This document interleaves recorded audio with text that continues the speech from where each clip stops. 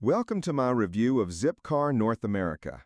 In this video, I'll be exploring the ins and outs of this car subscription service so you can get a clear picture of how it works and if it's worth your time and money.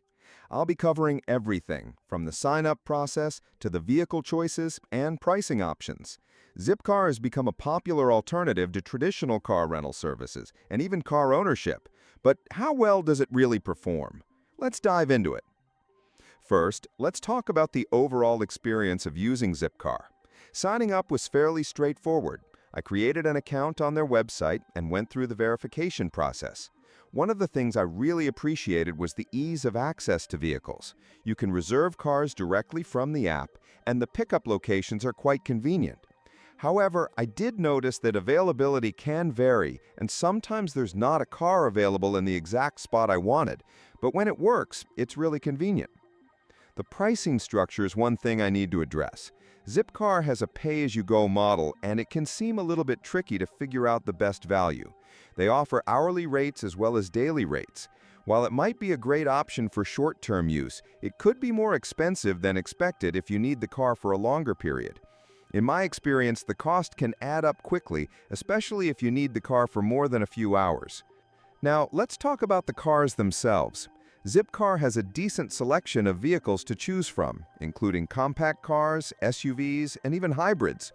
Most of the cars are fairly new, which is a plus. The cars were clean, and I had no issues with their functionality. However, I did find that the variety of models could be better. Sometimes I would prefer a specific model, but it wasn't available at the time.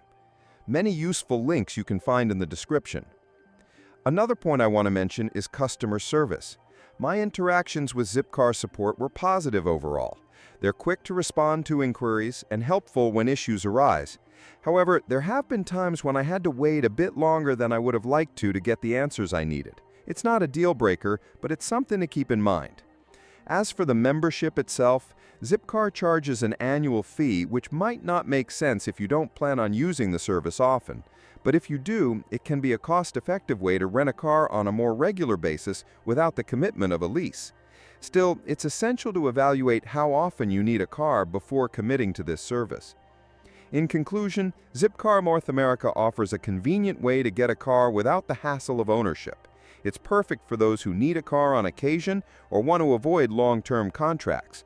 However, it may not be the best option for regular use unless you're ready for the price to add up.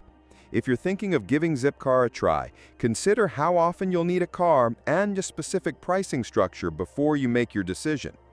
Don't forget to like the video if you found it helpful, and make sure to subscribe for more reviews like this one.